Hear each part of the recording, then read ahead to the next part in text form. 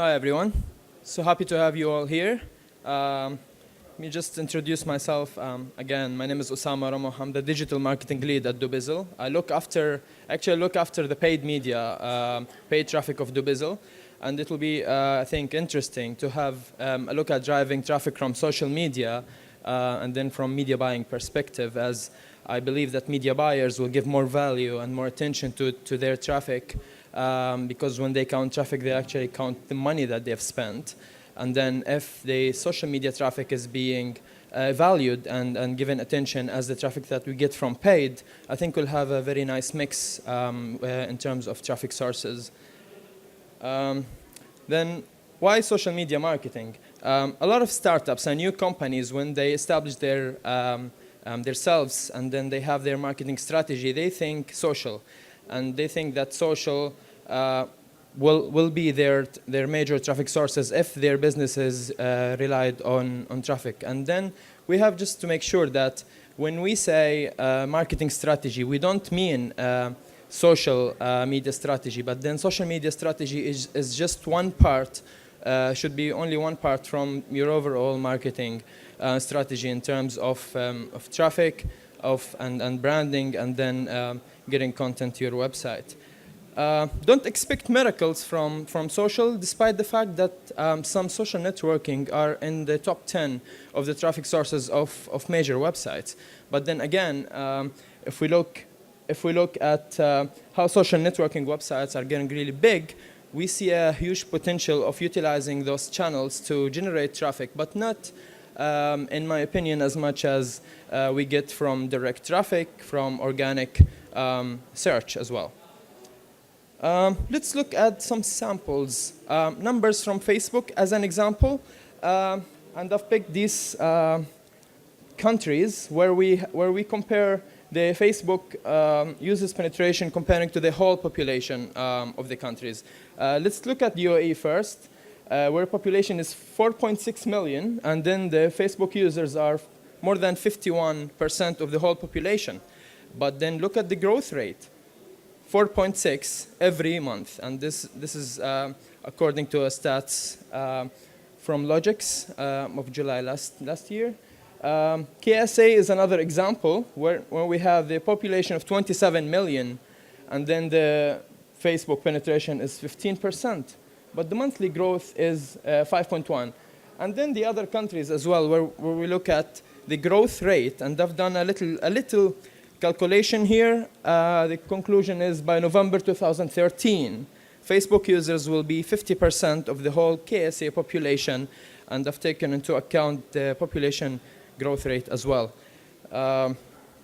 Let's start by driving traffic. Then let's start about how to drive traffic from social media to your website. There are some ways that a lot of companies do in terms of driving traffic from their social media channels, but then there are some details that a lot of us don't pay attention to. And we'll start with the first thing, which is brand.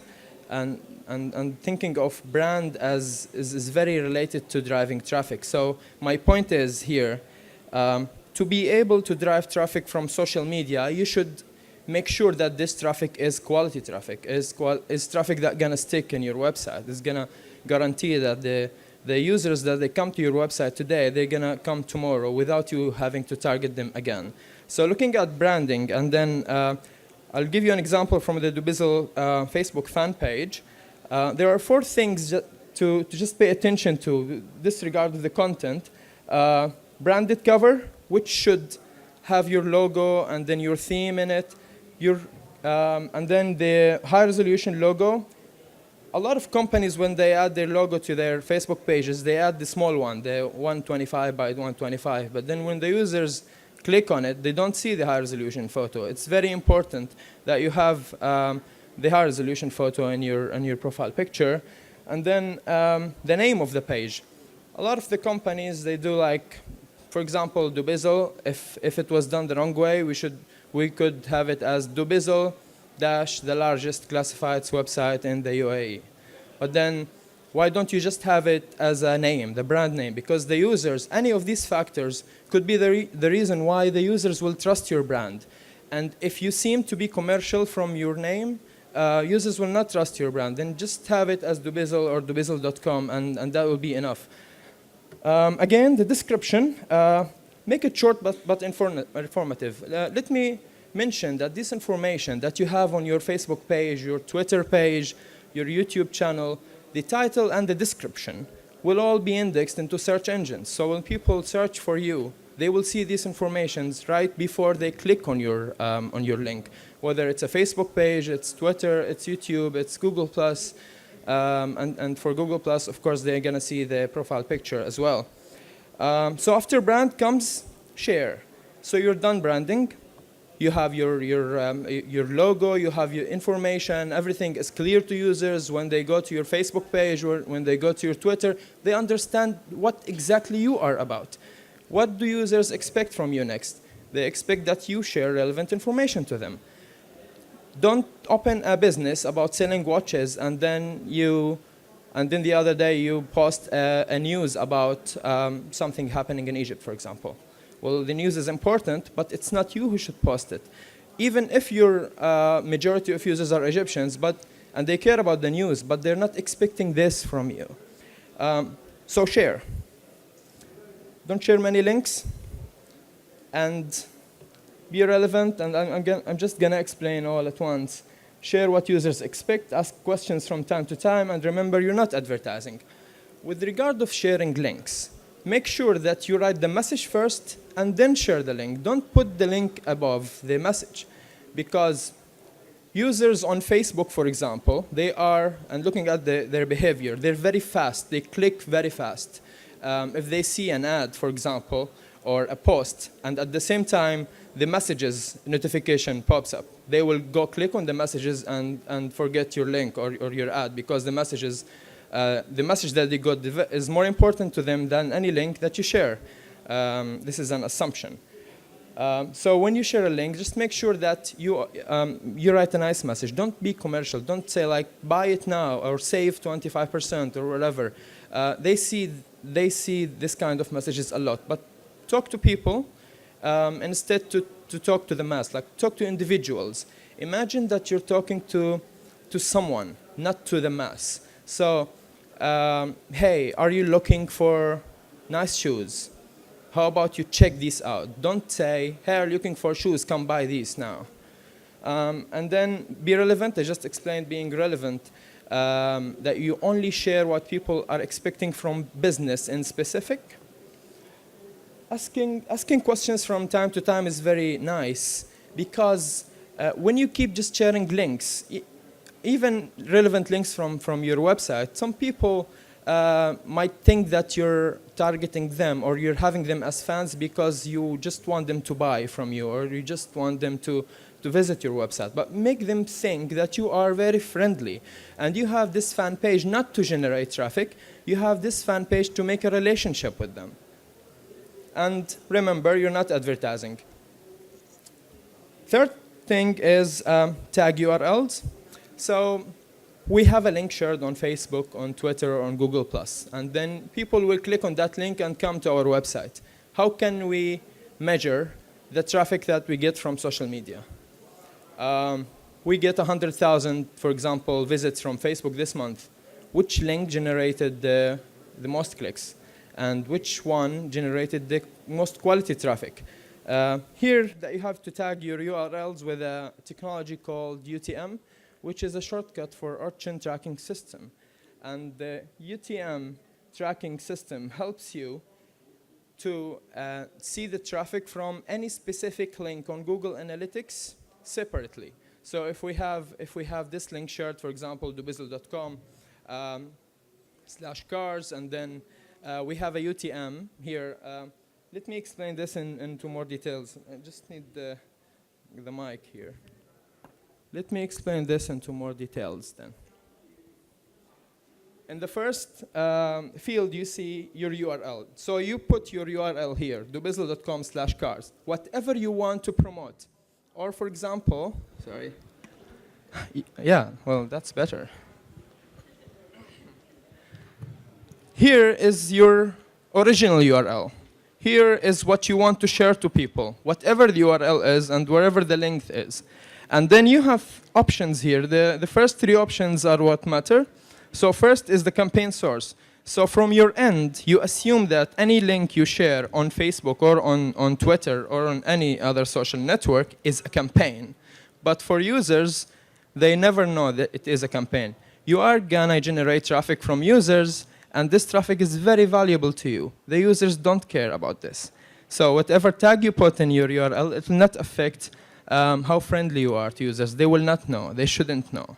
So campaign source, as we see, is, for example, Facebook. And then campaign medium. What kind of medium are you running? Are you running a CPC campaign, which is a cost per click, a CPM? This is purely for advertising. But if we utilize this for social media as well, just put whatever you want here, because what matters is the campaign name and the campaign source. So the source is Facebook, and the campaign name could be cars, apartments, whatever the topic is.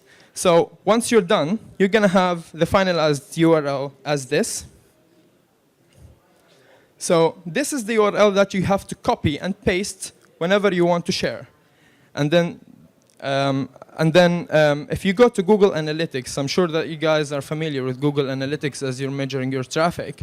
You will go then to campaigns, and then you will see a campaign called Facebook, exactly as we call it here.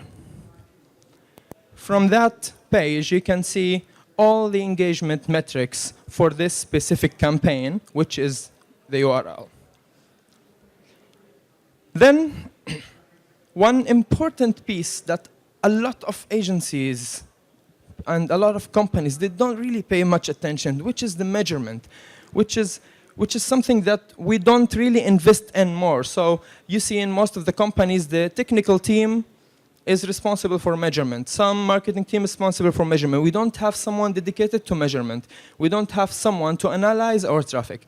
And looking at the traffic that we get from social media, and then how can we utilize this traffic in the future to get it for free, and then to see if we share a link, how many others have shared the link. If we get 5 clicks today and 10 clicks tomorrow, this means something. This means, for example, that sharing on Friday is better than sharing on Saturday, or sharing at 3 p.m. is better than sharing at 6 p.m. for the UAE market. Looking at measure, when you want to generate traffic from social media, and here again, we mean the free side of traffic, so it's not paid, it's not ads, it's whatever you share. There are several things that you have to take into account when it comes to measurement. First is the reach. And with the reach, it comes visits, unique visitors, and new visits. Visits is how many times people have visited your website. Unique visitors are how many unique people physically have visited your website. New visits is the number of total visits from people that visited your website for the first time.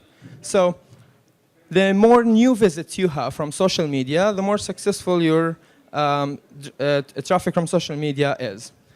After we're done reach, we look at engagement then. All right, I have 1 million visits, but then how many visits from these are bounce? Then how many page views are being generated from these visits? So we look at bounce rate, pages per visit, and time on site. Is the traffic that we get from this social network in particular, quality for us? Now we know that traffic we get from YouTube spend more time on site than traffic from Facebook or traffic from Twitter, because people on YouTube, they have the tolerance to stay in a page, watch videos, so when they come to the site, they have the tolerance to browse more pages from your site. So after engagement comes the retention. I have 1 million visits, bounce rate is 20%, which is great, pages per visit is 10, and time on site is 10 minutes, that's amazing. Now we look at retention, so it's returning visits. How many visits or how many visitors from those have returned the next month without me having to target them again? If I have more returning visits from the new visits that I've already got from social, this means I am successful. This means I have an influence on those people they came again to my website without me having to target them again, nor on social, nor on search, or nor on ads. And then after retention comes the acquisition, and this is actually based on your strategy. So if you're looking for registrations, if you're looking for leads, and I believe that websites are looking for traffic, and they say traffic, they don't look for purchases. They look for registrations more, or maybe for content, or any other leads that's aligned with your company objective. All of this will be a nice mix of a quality traffic. So we're running this social media campaign, the unpaid one, and then we got the traffic. We targeted exactly the same users, which is on target here. But these users, they already have friends of other targets or in other networks, or maybe on the ground, not only online. After you acquire those very targeted users, you have to make these users think that they are your marketing agents. If you could convince them that your brand is the best, and you could convince them of resharing your content, this means you're gonna acquire their friends as well. This is why on your Facebook page, Insights, you see your friends and you see your friends of friends. So you have to look at, okay, I've shared the link and I've got 1 million to view the link, but how about the friends of friends? I have 22 million friends of friends. That should be your target, not only your fans, because your fans are already there. This was really short presentation, as my usual actually, and I prefer to have more time for Q&A than presenting. Then thank you.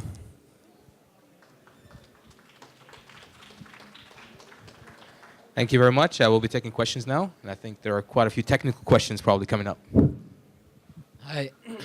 Sorry, do you have any incentives for fans to share stuff or to tell their friends about your product? Ideally, why would anyone want to do that? Yeah, because people love to share, and this is why they are on the social network. It is all about sharing, and whenever I see something really funny on 9gag, I always share it, because I want other people to think it's funny. By them thinking it's funny, they'll think I'm cool. So when it comes to common interest, for example, sharing something from Gobon or Groupon, a very nice deal. I got this deal, and it saves you money, and then I'm gonna share it. I'm gonna make my friends happy. This is why actually we share. As they say, sharing is caring. Actually, well, this applies here. Why we want to share information. Yes. Hi, so thanks for your presentation. So if I post something on Dubizzle, like a product, like suppose I want to send my cycle, can I share that to my social circles or to my Twitter and things? You mean sharing on Dubizzle, then sharing on social? Yeah, yeah. Like I just posted a product listing. Now can I share it to other people and then they can share it to their friends? Yeah, this is a very important point, and here we look at the integration between your website and the other social networking websites, where you have to provide people with the features that they can share any content on your website with their friends on, for example, circles, speaking maybe of Google Plus and Facebook and Twitter. In Dubizzle, yes, we have this feature in every single listing that you can just click Facebook share, and then it's shared on your profile.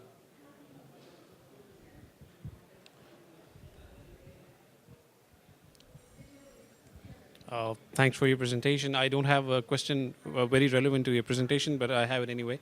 Probably you're aware that in some cases when we are visiting your website and we come to the URL, we press enter, it says waiting for platform.twitter.com, and at times it takes ages to load. This I have seen not only myself, but I've seen this with other friends, especially those who are in an exchange network within a company. Because you do understand that a lot of your users are accessing the website when they're in the office, probably trying to sell their car or whatever. And then when they're loading your website, for each and every page, it at least a waiting time of 6 minutes. For platform.twitter.com says loading, and it never appears. I searched online because I use Chrome. I'm an avid Chrome user. I couldn't find any solution to that. Probably somebody has found a solution for on the internet for what's the other browser? Perhaps Safari or something, but I couldn't find anything. Firefox, thank you. I couldn't find anything for Chrome. Do you know what that is? Or I'm sorry, I'm asking something out of context, but thank you. Actually, my wife works for the customer support in Dubizzle, and I'm gonna ask her about that. Well, I mean, I can tell you, if you're waiting 6 minutes for any site, you should probably talk to your IT department. At home.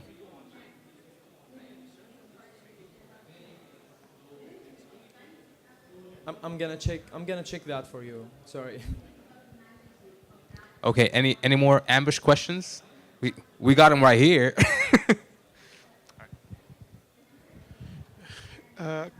Could you shed some light on how basically you're managing your Facebook page? I mean, your fan page, in terms of manpower and the time that you guys are spending on interacting with your fans. Is there any kind of thoughts and methodology that you guys are doing? Yes, we have a dedicated person in house. It's called social media manager.